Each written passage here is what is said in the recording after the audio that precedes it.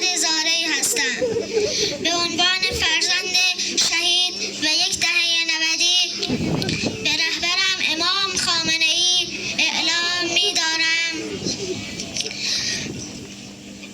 راه این شهیدان ادامه دارد. دلت قرص و محکم باشد آقا جان. مهدی نمیگذارد تفنگ و باور شهدا حتی یک لحظه بر زمین بماند. گرگ‌ها خوب بدانند در این خاک عزیز گر پدر رفت تفنگ پدری هست هنوز. گرچه شیران وطن در ره حق جان دادن، توی این بیشه شیران پسری هست هنوز. لبیک یا زهرا، لبیک یا زهرا، لبیک یا حسین، بیا دستاتو بالا. لبیک یا مهدی، لبیک یا خامنه‌ای،